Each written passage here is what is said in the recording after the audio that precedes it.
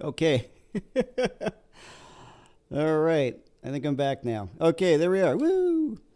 How's that working out? All right. So you're gonna see me poking around there. Yeah, I don't know what happened there. I think it's user error. So hopefully people will come back online. I think that was my problem. You got the audio? You can hear me okay? Everything good now? All right. Boy, that was annoying.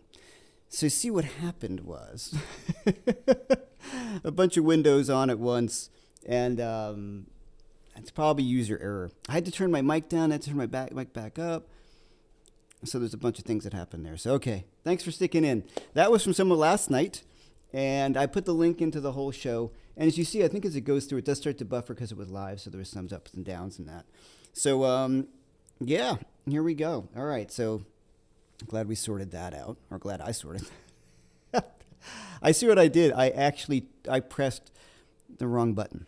Anyway, okay, everything looks good. Audio and video out of sync a bit. I can't. I have no idea to do anything about that anymore. This is all just the way this stuff goes. Let me try one thing. Let's see what happens. Okay, you guys refresh. Yeah, refresh your browsers, guys. Maybe that will work, and it should be cool. Thanks. Yeah. All right. Just refresh your browsers for me, please. This is all. I tried something new. It was working, and then it wasn't. So let me know how it's going. All right, so I'm going to start talking. That was from last night at the Bitter End in New York, and you can... okay, great. Just refresh. Okay, we're just good now. So that was from the Bitter End last night in New York. So a bunch of people came down, and I was amazed at how many people showed up. So I was super psyched about that. You can watch the whole show there. Like I said, I think there's a little bit of a dropout in the show because it was a streaming thing. And yeah, it was a fun gig. No rehearsal, which is always kind of fun. You know, when you're doing a gig like that, and you're like, whoa. That's so if you see a lot of looking at each other because there's no rehearsal, which is part of the fun, I think, like I said. All right, so today we have a few things on sale, just to let you guys know. I have 75% off of my soloing of major pentatonic masterclass. Now, this was a masterclass from a little while ago, and it's 75% off right now, which makes it like, I don't know, $14 or something like that. So it's 2 hours on soloing with your major pentatonic scale. It's not a live masterclass. It's a recording of a previous live masterclass. As you know, the masterclass is usually more expensive just because it's the live experience, like a live lesson. So every once in a while, I like to put one of the older ones on sale. It's all filmed in HD, all the same great information that you hope to get from me each time. And that's on sale if you use the link that we've got over there on the side. And yeah, that would be something you could check out. So the link for the show, I put it up a little bit further up there, right? Yeah, the volume link above. Okay, so if you just go up in the chat, it's right there. All right, so also that's something that is for sale right now for a few days going on. And also about the Inner Circle. This is a lot of people have been joining the Inner Circle, which I'm super happy about. And the Inner Circle is you in my channel. You get everything, all the courses, all the master classes. You get it. You're predetermined. You already got a seat for every master class. You get each of the courses, everything I've done, and you get the boot camps and everything like that as well. And that is all included in a monthly fee. And then we do 2 live. I used to do one. Now it's 2 live Zoom lessons a month where I get together with everybody. We can interact. You can ask me questions. So it's you know, a bit like as much as I'm not really doing private lessons anymore, and it's the best way that we found to. A lot of people want to take private lessons, and I'm really appreciative of that. So this is the best way I found that I can do that. We can answer questions specifically, and every other week, I'll give you a lesson. We run over it, so it's pretty cool. So there you go, Masterclass $14.75. There you go, 75% off the $59. Thank you so much for BB doing that. So thanks to everybody who's here. Sorry for the little rocky start. You know, I'm figuring that was definitely user error on my part on why it stopped. I think I pressed the wrong button and I turned off my stream, which, you know, I do what I can. It's funny because I got there's so many windows open and you're like trying to go through each one. All right, enough excuses. All right, so today I do want to talk about something kind of fun, as opposed to not fun. Let me find that sheet. Okay. So the title is 3 things, or just how to sound better right away. Now, the most important things that I've discovered in my teaching and in my playing and things like that, of what I want to hear from people, is the 3 T's. Now, touch, time, and tone. Now, I may have spoken about this stuff before, and this is stuff that can make you sound better right away. And we always think being able to play better has got more to do with our technique in terms of playing faster or things like that. I feel like, I hope I've tried to dispel some of that salacious rumor that I do over time. I do have a video coming out soon on the competitive attitude and how it can be good and bad, because it's something I deal with all the time. And I can talk about that in a minute too. But there's something that all my favorite players have. And what makes them my favorite players are, let's go through it. Let's go start with the tune. They play in tune.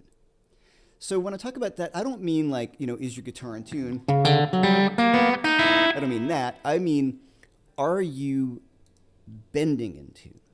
Is your vibrato in tune? Are your bends and vibrato together in tune? And this is not huge. It is massively huge. So let's talk about that first. So when the most common thing that I find people have an issue with, and even some famous guitar players have problems with this. So I'm going to play this note A, and I'm going to vibrato it. Very often when you hear someone who's not really thought about it, and I was really guilty of this for a long time, and I've told this story before, that my college roommate was like, man, you sound great. Can I be honest? I'm like, yeah, sure. He goes, your vibrato sucks. And he was totally right, because I never had thought about it.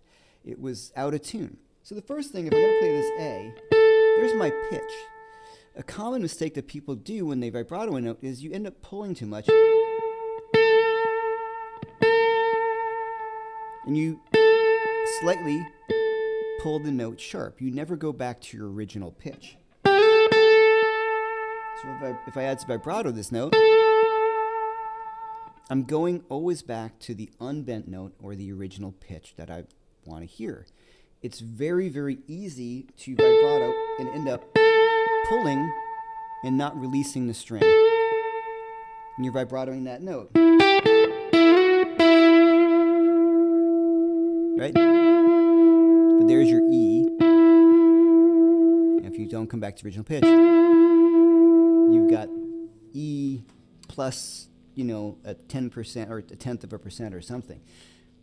To me, it doesn't matter what somebody's chops are like, how fast they can play or anything like I was saying before. If they don't vibrato a note in tune, I feel like I'm out, if that makes sense. I cannot handle it. It makes my teeth hurt and, all those kind of things. So here, if I add vibrato, I want to really make sure, and if you think about this, there's your string. Any direction that I bend a string in, it's going to go sharp. So if I vibrato in an upwards direction or a downwards direction, I need to make sure that I bring it back to the resting point, right? If I don't bring it back to the resting point, the note is going to be sharp. So one way you can really start to focus in on that is to actually just look at your hands. Like, okay, look at that string. Does the string come back to being totally flat or straight? Now, also when you vibrato, you want to make sure you're vibratoing only in one direction. Because if I go above and below the note, it starts to cancel it out. Right? Yeah, right? You almost don't really get anything. But if I go down, if I push upwards, downwards, upwards, that's going to keep the note consistently vibratoing. So when we vibrato with our fingers, we can only go sharp on the pitch, right? If we're not bending a note. So the difference between, and, right? You've heard probably people do that quite a bit. Maybe you're guilty of it yourself. Now, sometimes when I'm watching this gig back, you get a little excited on the gig, and sometimes I'll admit it. Sometimes there's just notes that I'm like, ooh, that's a little sharp. I listen to it and I'm like, damn, I over vibratoed that note, or or something. So it is something I continuously work on because it's something I know I can always get better at. Vibrato is the kind of your thumbprint or your fingerprint. It's a really, really huge thing to think about. So I want to make sure that I am playing in tune. And I've seen this sometimes too when people are working on their bar chord. Sometimes they pull sharp. Right? They're really pushing so hard to try to get the chord to ring out that they end up pulling things sharp. So you want to make sure you don't do that as well. So now when I'm adding vibrato with a bend, I want to get to my pitch first, right? And then do the same. Now, when I'm bending and adding vibrato to a note, this is where it's a little different. Now, here's my note I want to bend to, and here's the note I'm bending from. So there's my pitch, so I'm going to bend D to E, and I want to get to that E, and then when I release the vibrato, I am actually going below the pitch. So when we're vibratoing an unbent note, we're going to go above the pitch. And most commonly, when you're bending a note and adding vibrato, most commonly you're going to go to the pitch and a little bit below it. It can be very difficult to try to keep that vibrato above and below the pitch. You can do it, but most people, when you listen to this, so there's my E. I'm like, I'm not trying to go. I can do that, go a little bit above. It's much more difficult on your ears, right? And so it's really about hearing it, though. So I feel like I said I'm going up to the note and vibratoing down, like wow, wow, wow, wow, wow. That way as opposed to wow, wow, and going above that as a bent note. But it really comes down to your ears. So here, let's do an example. If I'm doing like...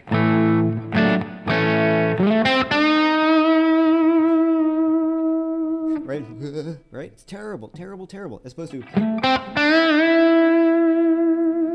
So right away, if you're not nailing those bends and vibrato, and you're a little bit out of tune, you're doing yourself a disservice.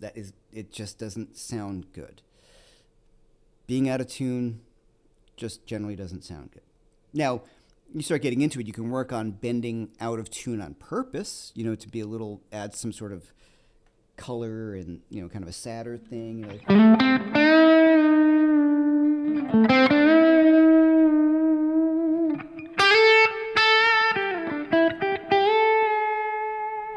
Right? So that is on purpose. It's not, I didn't mean to do that. So that's in tune, playing in tune, spending the time. And I spent a lot of time doing it. So this is not like, oh yeah, I got it. No. And listening back to some of that show, I playing a different guitar.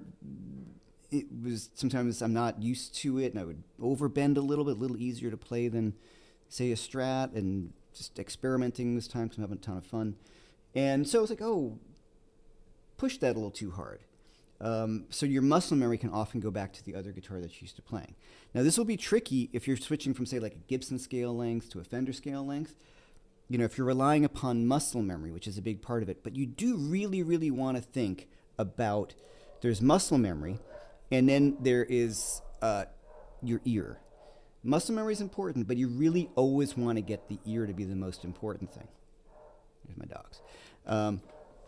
So I'll get to some questions in a second. That's a great question there, S.C. Nesbitt. I'll get to that one sec.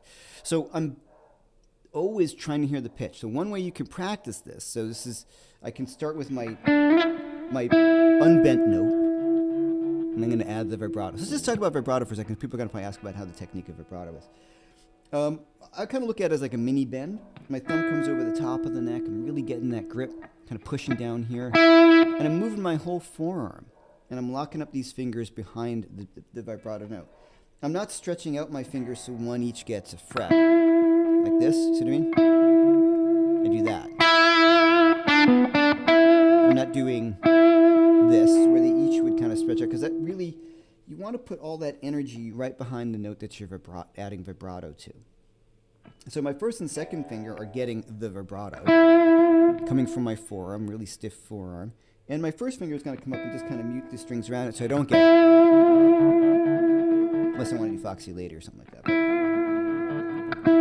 so some of the muting is over here, and the muting is over here as well.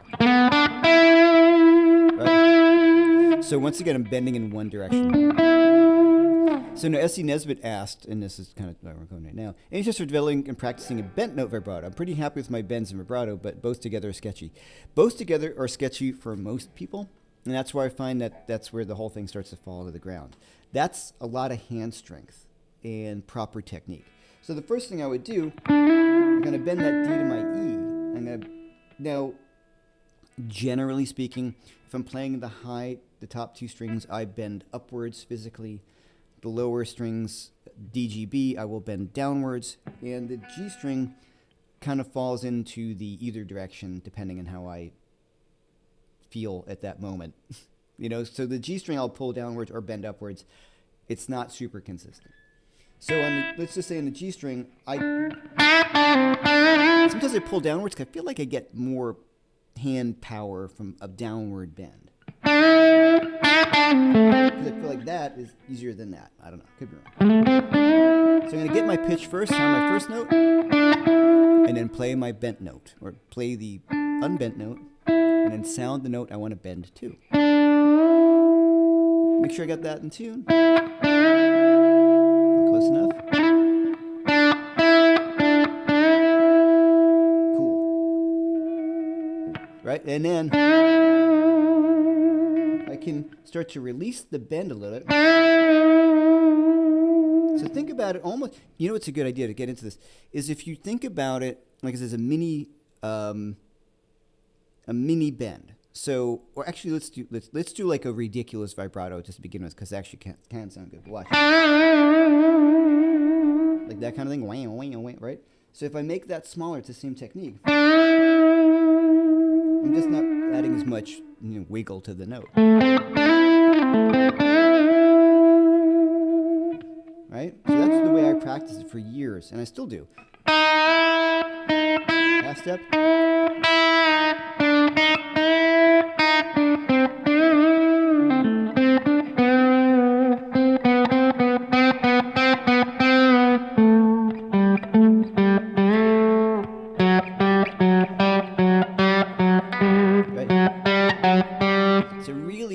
Through each note and taking the note that you want to bend from, and then the note you want to bend to, sound the note that you want to bend to, then bend to it from the note you want to bend from, and then start to conscientiously add that vibrato. The hand position is going to be exceptionally important. If you're getting just vibrato from your fingers, like that, you know what I mean? There's no strength, there's no support. Now Clapton does this. I'm not talking about the first finger Clapton vibrato or the open hand. This thing where he does the whole hand. That's fine because he's only vibrating. He's not adding, he's not bending. When he bends, he does the thumb over the top of the neck, right? But if he's doing a single note, he might do this hand shake. Or the arm thing. He actually always does, you know.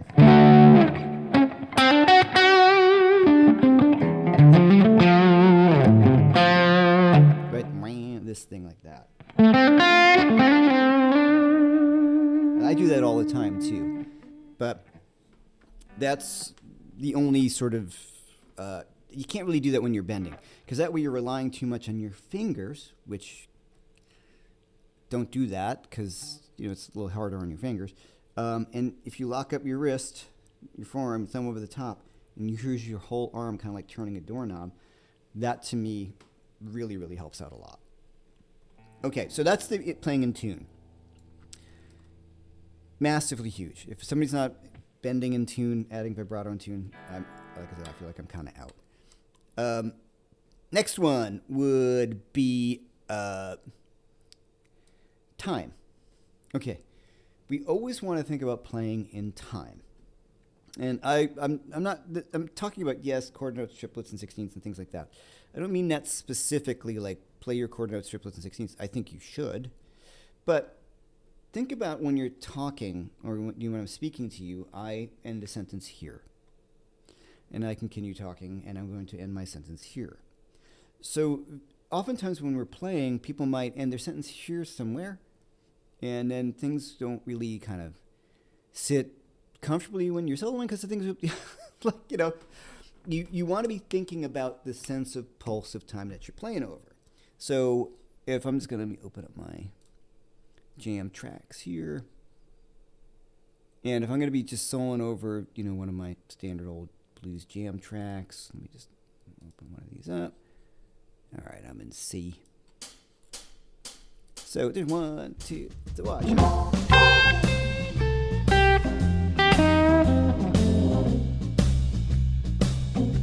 Just eighth notes.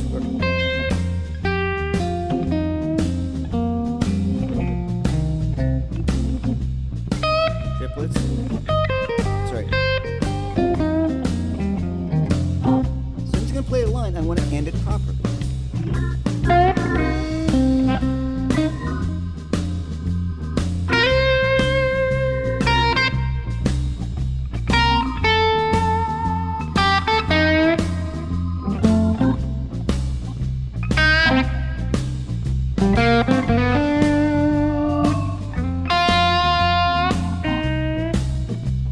As opposed to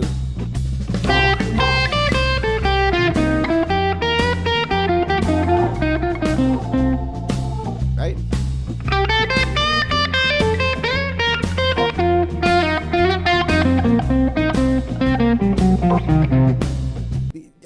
It's hard to play purposely poorly.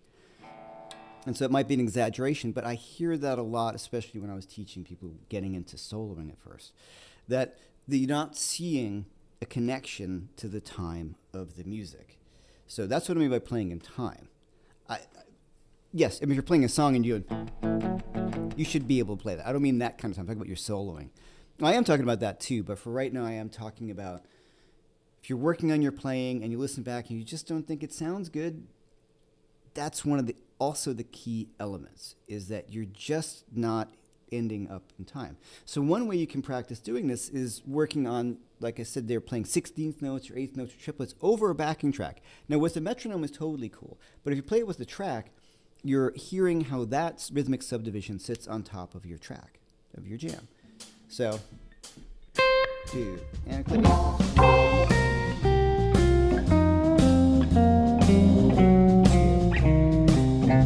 Again, right?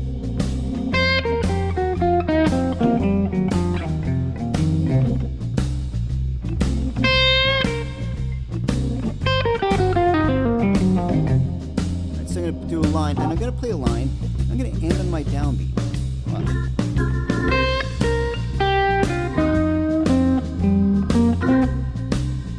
Pretty just straight, pentatonic scale, even simpler.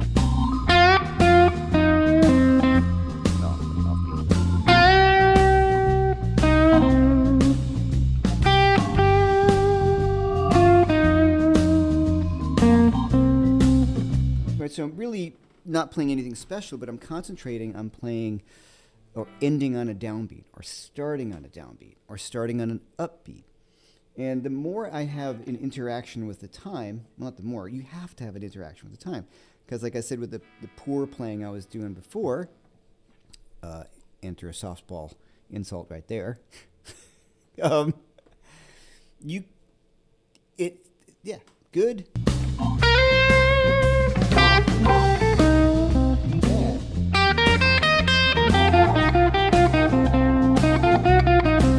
Right? Like one has nothing to do with the other. So as you listen to people play, start really thinking about that. Like, oh wow, he's ending on a downbeat, he's starting on an upbeat. Let me play my scales over the top of the jam track using my rhythmic subdivisions of eighth notes, quarter notes, triplets, and sixteenths, and see how they lie. Check out really spectacular courses by this guy, like my fundamental blues licks course or something like that. And I talk about that a lot in the course, that like this lick, you can start an upbeat or you can start a downbeat, but the only thing that makes it sound good, besides playing in tune, is getting the timing right. So this comes down to phrasing and learning how to sit, target that downbeat, have it feel good when you're done. Now, a great way to check yourself out on this is to record yourself playing. And be really simple when you play. Or not, whatever. But sometimes being really simple if you're working on a particular thing, like ending on a downbeat. But when you listen to yourself play back, it's pretty brutal at times for like the most of us. I know for me, I listen back and sometimes I'm like, oh, God. And for me, it's often time. So sometimes that can be physical. You're trying to play something that's maybe a little past where you're at, or you're on stage, and there's all these things that come into mind. So when you're comfortable at home and you're playing something, work on getting the phrase to end comfortably. Think of it like I'm speaking to you, and I'm not ending my sentence in the wrong place like that. And in a talk like this, like it's exactly the same thing. There's a natural rhythm, and there's a rhythm that you must play off of when you're soloing, or else it sounds crazy. All right. Next up is going to be touch. Okay. Now this is a big one.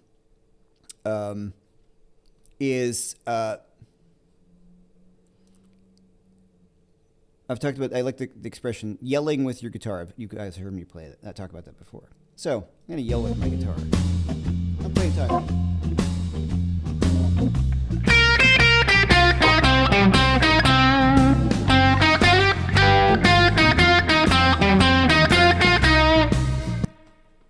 Right?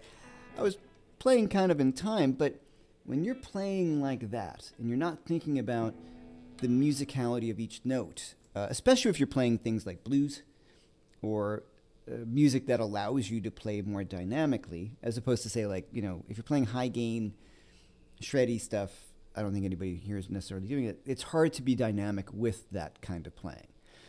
So what I'm thinking about here is even when I talked about playing a blues by yourself.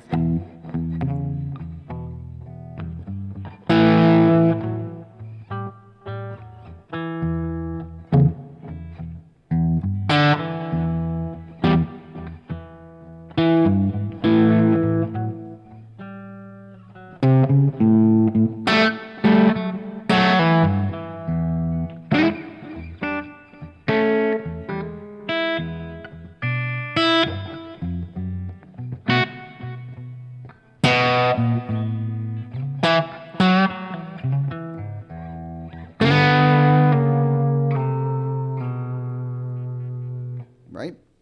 You guys have heard me play that kind of stuff many times on the channel. I also have my solo blues course that I talk about that a lot. The difference between banging out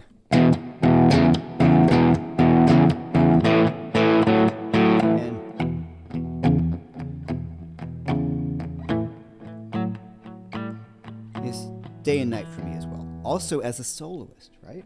So I'm going here, picked up.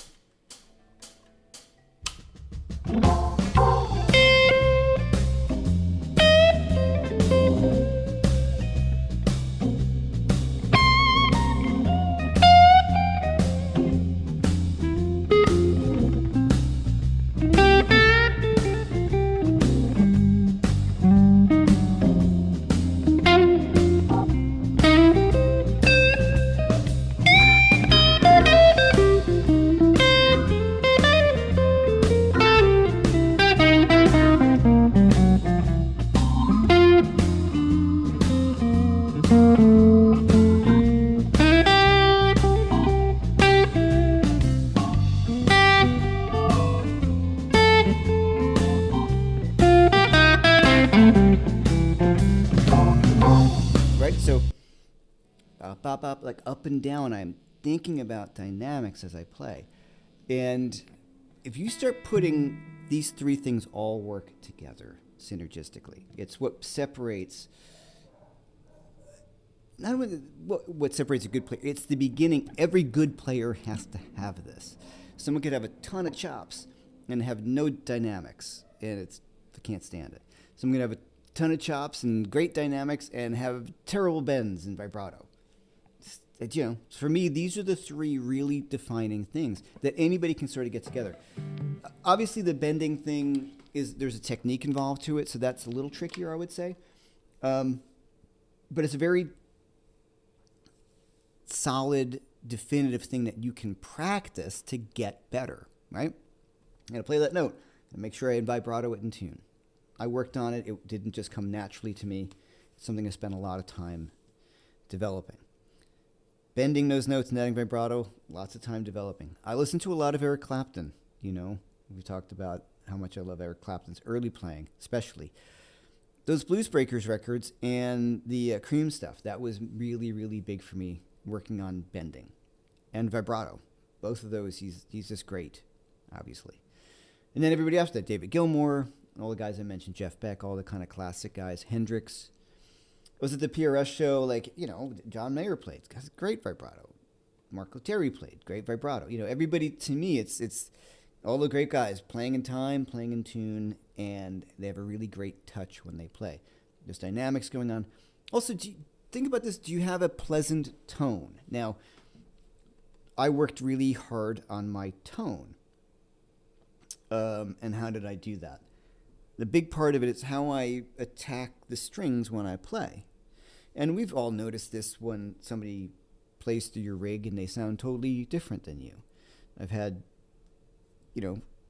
guys, you've heard it, like Matt Schofield come over here playing my amp and my guitar, and he sounds exactly like him. It doesn't sound anything like me whatsoever. His hands just sound completely different. Million times. Played through Robin Ford's rig, I do not sound like Robin Ford. Just the hands are different. And that comes from the pick, the angle of which you play the notes. And I worked really hard on that. So how do I work on that? How would I work on that? How would you work on that? Simple. You play a line. Experiment with your pick angle. What kind of picks you like. Do I like the roundy shoulder part of the pick? Do I like the pointy part of the pick? All these things are really, really important. So I mentioned Matt, and he plays with the round part of the pick. I do some of the time, but I use these black ice picks because I like the way they sound. If I'm using a bigger pick usually, which I don't use that much, I will use the rounded part. These sound more similar. These are all these little things, but they do make a difference, and they make a really huge sonic difference. So it's something to think about as you're doing this. Like, oh, it sounds kind of thin. Let me just change my pick angle ever so slightly, and that will make a big difference. Also, generally speaking, there are exceptions, of course. The heavier the pick you use, usually the fuller the sound, the more bass you're going to get out of it. That can both be good and bad. If I'm playing acoustic guitar and I'm strumming on a guitar track, I don't want a heavy pick. I want a bit more kind of a thinner pick to get a percussive thing. Sometimes if it's too heavy a pick, depending on your string gauge, you can have all sorts of issues that way. So it's really important that you experiment. And if you look on my messy table here, let me see if I got it. All right, yeah. Here's you can't see it, but there's bags of lots of different picks that I can use when I'm recording. Here's another one. So sometimes I just experiment with trying different ones. So my daily driver, as we talked about before, is the D'Addario Black Ice 1.5 millimeter. I just like those. All right, so those, I think, are the three things that anybody can spend some time working on. And it's a huge part of your playing, but it's a focus shift away from learning solos or learning scales or all the things that you do want to learn. It's not a focus. No, it's not a focus away from. It's something you want to add into that. So when you're playing your scales and working on your pentatonic scale, think about your tone. Think about playing them in time, and think about are you playing them in tune? Did you vibrato the note with intent? Is it what you wanted it to be, or did you just kind of go and have this really fast, kind of like nervous sounding thing? I've heard that a lot, and then you hear that with sharp. You say, whoa, like that's really unpleasant to listen to. So somebody's got a really nice play, a nice solo, and then they vibrato like that. I'm like, ouch. So it's, and the snooty part of me is like, well, yeah, you haven't thought about that. You got some work to do, and we all have work to do. All right, so hopefully, if we got some questions, you can let me know. Somebody's saying the video and audio, and saying try refreshing, and we had that problem earlier. So it seems like everybody, once they did the refresh, everything is fine. All right, I'm not playing badly enough. See if we got some more questions. So once again, as BB's been posting, there is the 75% off the Soloing with Major Pentatonic Masterclass. Once again, it's the video of a masterclass I did a little while ago on Soloing with your Major Pentatonic scales. It's about 2 hours long. It's from the live masterclass that I do, which is usually like $59. It's on sale for $14.75, and it's the whole thing filmed in HD. And it's a lot of great info on getting into using your major pentatonic scales. soloing with those over a bit more like an Allman Brothers, Tedeschi Trucks kind of vibe. Because I only focus in on the major pentatonic scale, which is, I find a lot of people don't have much experience with. It's more the minor pentatonic thing. And then you get into major, it adds a lot of hurdles for everybody. So I think it's, I know it's a good masterclass. You should check it out. Robin Falvey, what's up, man? Bending with vibrato is an art. It is. And you got to work on it. It didn't happen overnight. I still work on it. I'll hear somebody's vibrato. I'm like, man, that's great vibrato. And it'll inspire me to go try to improve mine as well. And so BB put, space is your friend breathing. Something legato players need to think about more. Too many note syndrome. So if you watch my Scott Henderson interview, which I wish more people did, I get, it's an hour long, and Scott is not a big name for a lot of people. Scott Henderson, for me, he is. So it's funny. I get my analytics, and they're like, fewer of your normal viewers are watching this video. I realize it's longer, and people might not know Scott as much, but it's a really great view into a brilliant player's mind and the way he thinks about things. And one thing you mentioned I thought was really awesome. He's like, because guitar players playing a lot of notes, and he said, one thing I love about horn players is they take their hand off the horn. They just stop playing. He's like, do you ever see a guitar player do that? And not really. So he's like, so I just sometimes just try to take my hands off of the guitar, because then I won't play. And so I know it's a little off of the things I'm talking about, but I thought that was pretty fascinating. I'm like, yeah, I should just not play, Now, if you take your hands off the guitar, make sure you turn your volume down so it doesn't feedback and stuff. But that's one thing that I thought was really kind of cool that he brought up, as opposed to, and as along with many other things. So I definitely check out that Scott Henderson interview. Even if you don't know Scott's playing, there's lots of great info. Okay, Jeff Motter, watch Jeff's whole body groove while he's playing. All good players do that. The whole body's grooving, not just your fingers. Hey, Jeff, thanks. Yeah, that is a great point. I hadn't even thought about bringing that up. Yes. Okay. Thank you. Awesome.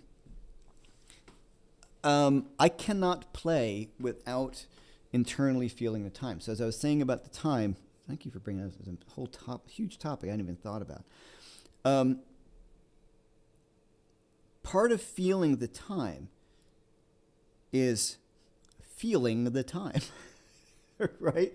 So, yes, part of me is always moving. I cannot play without something going on. If you watch the live video from the other night, there's always something's moving. You're rocking back and forth to the music, or my leg is going, or some sort of physical representation for my body of the tempo. Now, if it's a super fast tempo, I'm not going to be doing that. You would count it in halftime, But there's going to be some sort of thing that will hopefully, I'm feeling it internally and externally, and that will help it come out in your playing. It's really big. I cannot play without it, and even kind of faces. Sometimes I make the guitar faces because it's just you're trying to be emotive, and you don't. You're emoting. And that's sometimes just what you do, concentrating and trying to get it out, but. I had one student many years ago. It was I felt bad for the kid. I was teaching in like Nirvana tunes in 1990, whatever it was. And this poor kid could not tap his foot to music. I've never really experienced it. I was like, wow. Because I had such a hard time. I was like, well, what's really going on? I'm like, okay, let's just tap our foot to the song. And it was, if you have all guys have seen Steve Martin in The Jerk when he's trying to clap to the music, it was a situation like that where I was completely, wow, he does not feel, so there's no way he can play in time because he doesn't really have a innate understanding of it. I fortunately very rarely encountered that because I didn't have a great way to solve that other than like, okay, let's just tap our foot together and try to line this up. So yes, some sort of internal feeling that's going on. Here's the dogs again.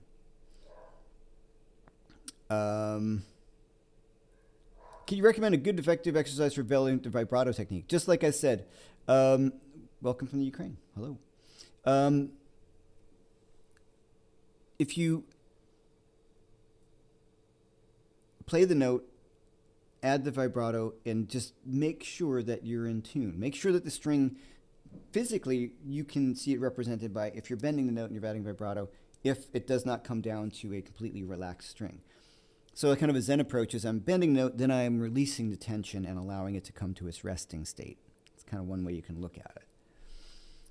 Bill Shilkaitis, hey, nice guitar. Bill was texting me looking at PRSs from a store. How do you turn it into a group thing? What? Okay, touch and dynamics can be hard if the band isn't listening. Oh, yeah, sure. Then you just work with the band on playing dynamics. Like, okay, let's play softly. Let's play super hard. It's really important. I mean, I had... There's all these levels of understanding that stuff. Like, I've been playing for years and played with some great players. And then when I started playing with Robin and Toss Panos and Jimmy Haslip, there was one moment we were playing a blues on stage, and I was like, wow, I've never been involved in something this dynamic. Like, and just watching him play, one of the most dynamic guitar players I've ever encountered, and it's all from his hands. Like, he's not using volume knob or volume pedals. That was a real eye-opener for me, that how dynamic the instrument can truly be when you have enough volume. Important, we've talked about that. So what I would do with bands, and part of getting the dynamics together as a group is talking about it. You know, first problem, knowing you have a problem, is admitting you have a problem. You know, like, okay, guys, we're just plowing through everything here.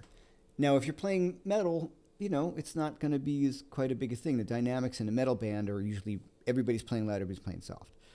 First problem is you guys might not be aware of dynamics, right? Because they're just more worried about playing things properly. This is how I should be playing it. I'm going to play it this way. And they spend less time thinking about, they're just not aware. They're so worried about not making a mistake, or they've practiced this way, that dynamics are essential.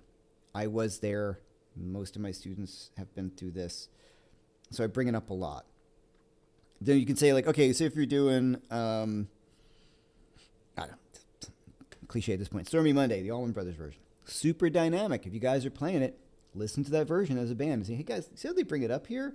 See how they bring it down here? So everybody's listening to the other guys? So everybody's listening? So if you watch our live stream, hopefully everybody's kind of listening to each other of the gig the other night. Super important to me that, you know, and you'll see me look at them, and I might even do the old hand down thing, or I'll do this, or, you know, that means bring it up. But they're usually listening. They'll know when I'm bringing it up. And if you notice, the bass player and drummer are very often just looking at me to see what I'm going to be doing. So you've got to talk about it. You got to practice it. And then what's great, the more you practice it, then it starts to become second nature because you're all aware of it. Okay. Always impressed, this is by S.E. Nesbitt, always amazed by the light touch of players like Jason Laughlin and Jeff. It's something to work on for me. Yeah, it's the dynamics. So here's the dynamic range of a guitar, let's say. I'm always kind of in the middle to begin with, and then I have all this freedom. Most people, when they start playing, well, there's the soft players. People play like that, you know. But most people are just bang the string. They just sort of hammer it. So it's really interesting. Also, I had mentioned volume has something to do with it. I mean, if I'm playing on a couch, I try to play dynamically. But also, you might have your amp just a little louder than you...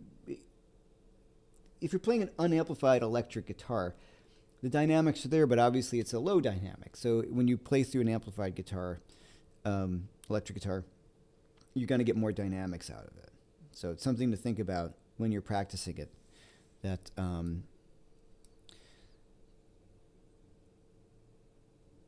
and I'm repeating myself, you have to work at it. And then you have to work at it with a band, too. But I think that's fun, because then you get to this next level, and you're like, wow, performance is so much better. And if audiences, they might not know what you're doing, but they understand. If you're a dynamic band, it's great. I mean, I've been to gigs with that I just have to leave because it's just loud all the time, you know, and that's no fun. All right.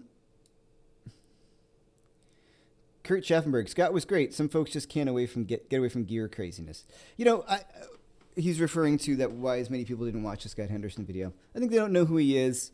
And I think people often, it's just the YouTube world, as opposed to you guys sitting here listening to me blather for an hour, is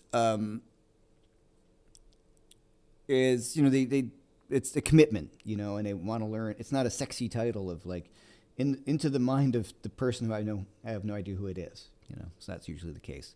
YouTube's very, very competitive.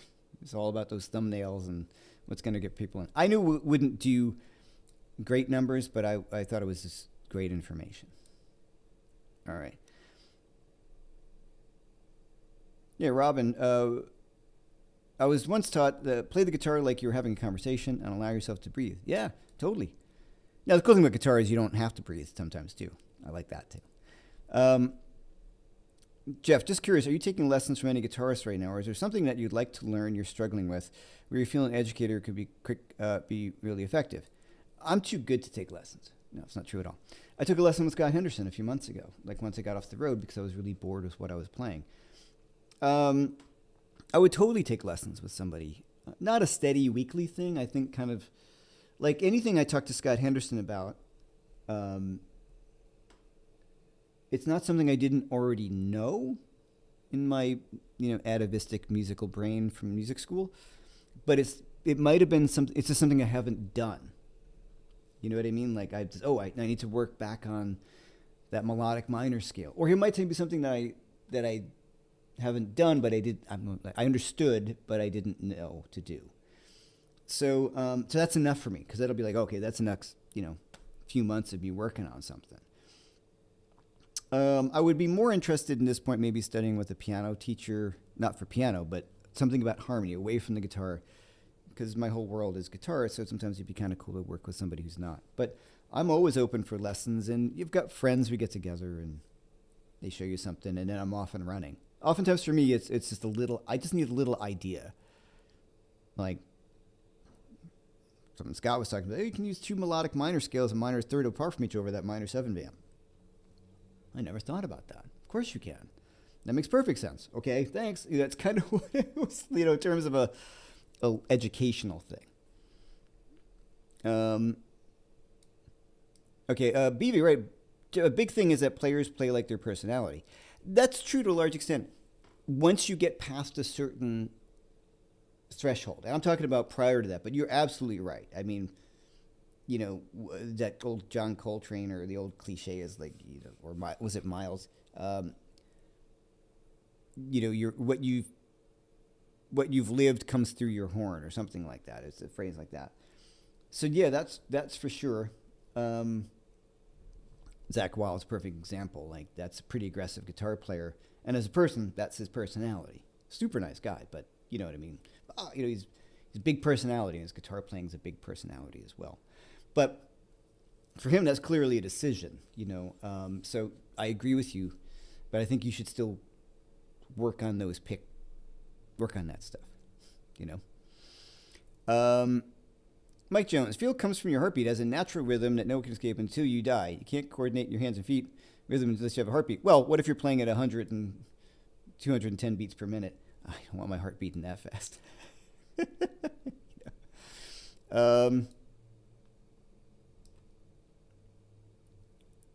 Okay. Matt Gibson, what's up, Matt? Just clarifying, with vibrato and bent notes, the vibrato pitch is below as opposed to going up the pitch, as opposed to going above like non-bent vibrato. That's what my ear hears. Yeah, I feel like I'm bending up to my pitch and then just bringing it back down and up. More importantly, is it in tune? Like, it might go a little sharp. It doesn't seem like it is to me. It's just something I start to do, and if I slow it down, I feel like I might be changing what I'm doing, if that makes sense. But yeah, I feel like if you go up to it like that, right? So everyone has perfect pitch too, otherwise music wouldn't make sense and it'd be unenjoyable. I don't know. Sometimes people you would be surprised. Okay.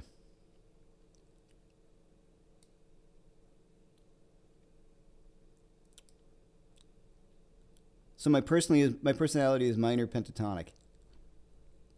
Check it out. A minor pentatonic.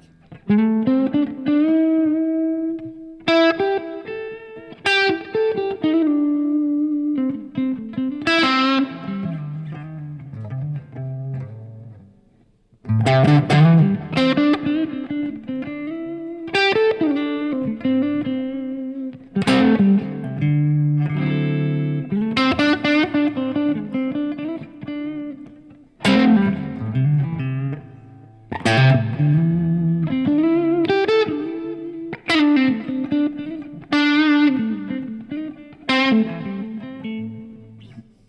minor pentatonic, right? So yeah, if your personality is A minor pentatonic, I know you're kind of having a joke there, but yes, for sure. Do I play other instruments? If so, has it helped your guitar playing and musicianship? I don't. I wish I did. I started playing piano in high school and college, and it's pretty miserable. You know, I was so guitar focused at that point that no. And I can't say I don't have the time to learn an instrument right now, but no. The answer to that is no. If I were going to work on any instrument, it would be piano for sure. I understand how to play piano. It doesn't mean I can play it. Play terribly. The whole technique, right? How do you offer live master classes? When is the next one? Hey, Chuck, what's going on? Yeah, you just pay attention. Don't pay attention. Join my mailing. Go over to YouTube freebies to sign up. You'll get an email about everything I'm doing. The next one might not be until next month because I've got the boot camp for a lot of people coming up. I'm putting out a course at the end of the month. So I don't like to oversaturate with stuff, you know, like a new course and a new master class and the boot camp, all these things like that. So I want to, I try not to be the guy who hammers your emails. And also, I only have so many hours to try to get these things done. You know, like so. All right. But yeah, go over to the YouTube freebies section, which is down here in the description, and then that'll put you on if you opt in, you'll be on my mailing list, and you'll get anything letting you know when the next masterclass will be. Okay, sorry to go off topic, but you and Scott talked about something doing IRs. For you that were better than speaker manufacturers. You and Scott talked about something doing with IRs for you that were better than speaker manufacturers. Can you elaborate? Okay, just for a quick, without going too deep into that, an IR is an impulse response. So that's like a fake speaker. You are listening to one right now. So is my Bloomfield drive through a fake Marshall cabinet with, you know, fake microphones. So an IR is basically an EQ curve that they can sample. So it's a direct sample of your EQ curve from a speaker and selected microphones that you've used. And the hugest, I think, jump besides digital modeling is being able to do things like this, where I can use this amplifier at a very loud volume, the amp running really loud, but having it brought down to 0 volume and then put into a fake speaker. So that's what we're listening to right now. So that's I think largely what we're talking about. That you're going to. That's been big for me at home recording what you're listening to right now, because I can use my amps that I like the sound of, get as pretty close to that sound as I possibly can, without having all this volume and not being able to play at the volume I'd like to. Like playing at the gig last night, it was loud, but I can't play at that volume at my house, you know, nor would I want to. So there's not all IRs are created equal, and you can buy an IR pack and you spend the whole day going, no, I don't like that one. No. And after a while, they all start to sound terrible. They all start to sound the same. Does that answer that question? Let me know. My water.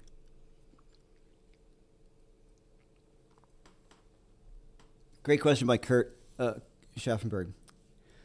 Tips for starting a phrase on an upbeat instead of a downbeat. Sure. All right, so don't play the downbeat. So 1, 2, 3, 4.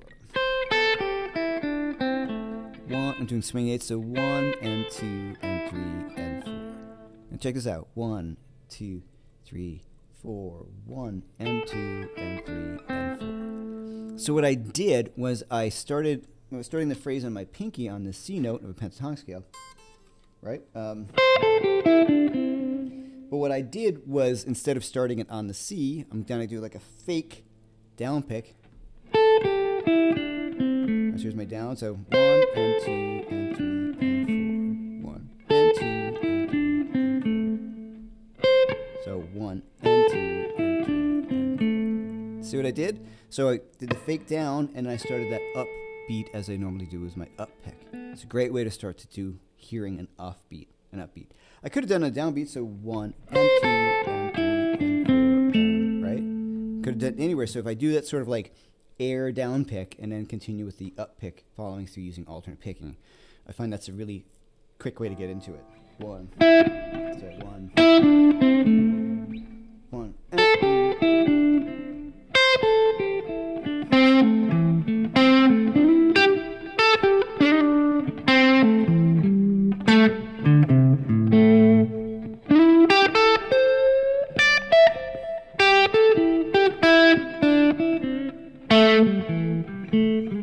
right? So I'm just thinking that 1.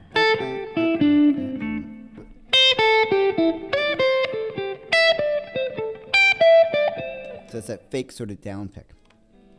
Does that help? All right, so once again, as we can see over there, or is it? No, it's over there. The 3 T's, touch, time, and tone. If you maybe just make a little note of that to yourself. I want to work on each of these things as I'm practicing, as I'm playing. They make a big difference. And if you practice them, as I always say, with intent, it will start to pay off fairly quickly. Pick dynamics, for sure. That's part of the touch. That's a key thing, like I was saying. I mean, if you're talking about all the greats, they all sound like themselves, and they sound like themselves through whatever they play through. Part of that was they were just working. They've worked on it, and most of the guys I know have worked on it. And like myself, sometimes you forget how much work you put in on those sort of things.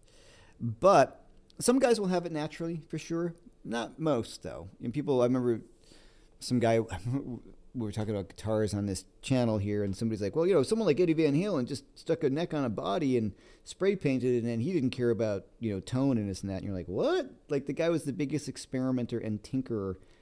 That's why he and Les Paul were friends. He would try different bodies with different necks and different pickups and different wiring and different amps. He was a lunatic with this stuff. So all those things so what I'm getting at is, you don't have to be that nuts, but that's part of the intent of looking for your sound. And part of that will just be being aware of the kind of picks you use, how you pick those notes, what strings you like, where you pick. All those things make a big, big difference in your playing. And then the time thing, just as I said there, making sure that when you play a phrase, you're having some sort of connection with the time of the music. If not, it sounds like you're just talking about anything in any kind of way like that. It doesn't make it, then that's really difficult to listen to. So when somebody says to me, oh man, that's a great guitar player, I've had students like, oh, I'm not really that good. I'm like, and they play it. I'm like, they got killer vibrato and your time is great and what a feel. Awesome. Who cares if your vocabulary at this point might just be minor pentatonic, back to you, Brazil rocks. Who cares? There's a ton you can do with minor pentatonic. Thinking about playing in tune, working on those bends and the phrasings, that's your time and your bending, and then your touch. So you put all those 3 together, that's when real music starts to happen. And any player will tell you that. Any classical musician, Have you ever noticed that? I've encountered it, and it's the craziest thing. When you hear 2 piano players play, and the same piano, and they can sound different. Now, I don't think it's as dramatic as guitar, but so it's got to be the dynamic in which they play. Because look, if I'm hitting the key and it hits the peg, it's the same key and same hammer. But I've experienced it and gone like, wow, those two guys sound kind of different. Like, it's not as different as like, like if I played this and then David Grissom played it, or David Gilmour played it. I think there's more of a thing with the pick touching the string more directly, different kind of picks, different hands. The piano seems a bit more mechanical, so that one always freaks me out. Just check it out. Like, why does, it's most amazing when you see the same piano.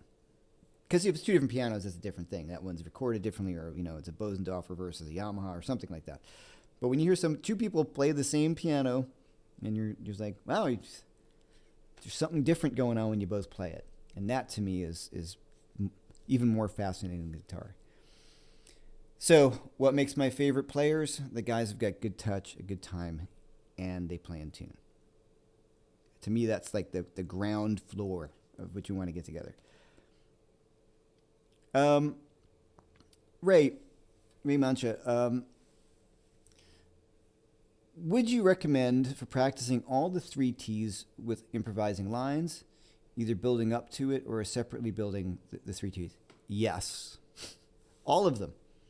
All of them, work on them individually and make a line and start to make music with it. So yeah, the more you do it, the more it becomes second nature. So I think all of the things that you're saying, I think you should do it once. Jason Laughlin's in the house. Jason came down to the gig last night. Thanks. Jason, you were mentioned earlier. I think somebody was impressed about how you and I can pick so softly. And I'm talking about, as you can see, touch, time, and tune. And if you do not follow my friend Jason Laughlin, please do go to his YouTube channel, like and subscribe. One of my best friends and just an amazing guitar player and instructor. So I think most of you guys know Jason, but if you do not, go do that when we're done. Or open a separate window and do it. All right, I think any questions before I go? I appreciate everybody being here. I've always keeping BB late, and he's on a different time zone than me. Thanks for hanging in. I know they had a little rough start. That was my fault on the replay. The link I'll put the link to the show from the other night in the description. So finally, once again, 75% off my Soloing with Major Pentatonic course. That's, once again, a recorded version. It's the HD video from one of my master classes from a little while back on Soloing with the Major Pentatonic scale, focusing in on things like the Allman Brothers, that kind of rootsier rock thing, Tedeschi Trucks sort of vibe, and also just a straight one-chord vamp. Secondly, my Inner Circle, which is the subscription model that I have in my channel. And that is, you get everything. And then on top of that, you get, we do 2 live Zoom calls a month where I do a lesson. And you can also watch that in the replay if you can't make that. And, one thing I forgot to mention, that my friends at Watchtower Guitars are also offering 20% off of any PRS DGT using the code JeffDGT, or just give them a call. Say, Jeff sent you. So any 20% off of any PRS DGT. Somebody asked me about how am I liking this thing. I'm loving this guitar, and I'm loving that guitar, my Tuttle. So last night I played both of these. So it's been really fun. Yeah, Chris, Chuck, you joined the Inner Circle. Thank you so much, man. I appreciate that. Thank you. So, one quick question that somebody asked me is like, do I like this or that better? I like them both. Now, the thing I love about this guitar is, and I've always had the problem with Gibsons, and it's kind of funny, we've talked about PRSs, and a lot of people are like, have a problem with PRSs because of the look or the vibe that people like, oh, it's a lawyer guitar. And I used to feel that way until I started playing some. First of all, they are super cool people. I really like the people at PRS. That's super nice. And they've reached out to me. And yeah, that's a lot. As is Michael Tuttle. The thing just about this and the DGT in particular, and I've got a video coming out that I talked to David about this guitar, is right here it feels like a Fender. It feels like my Tuttle. It feels like my Strats. Where the volume knob is, the tremolo, it has a tremolo. How it sits on the body. It just, I can go between those two guitars really easily. So when I go to my Gibsons, I'm always like, it takes a little bit of a a thing, you know, like the volume knobs over here. Like I might change this. This is the volume for that, and this is the volume for that. I might, as I do with my other DGT, make both of these just with one master volume and 2 tones. That makes more sense to me, like a Strat. So I'm going to do that because I find on the gigs I'm just still a little. You might have noticed it here. I use a neck pickup a lot. David doesn't. So it's a bit futzy for me. So I'm going to just make this the master volume and tone and tone. And I did that with my other one, and it feels normal to me. But like I said, I'm really enjoying it because it's a humbucker, which I liked. I really like having no noise on stage. It doesn't sound exactly like a Les Paul, which I like.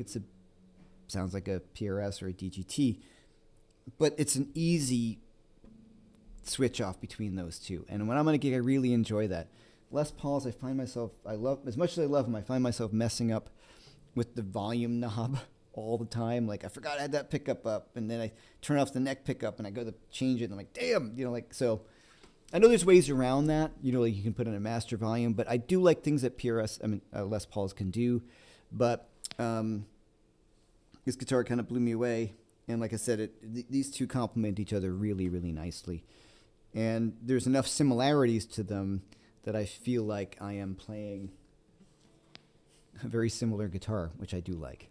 So, so my friends over at DGT, over at Watchtower Guitars, or any DGT is 20% off. SE's, Core, private stock. It's pretty amazing.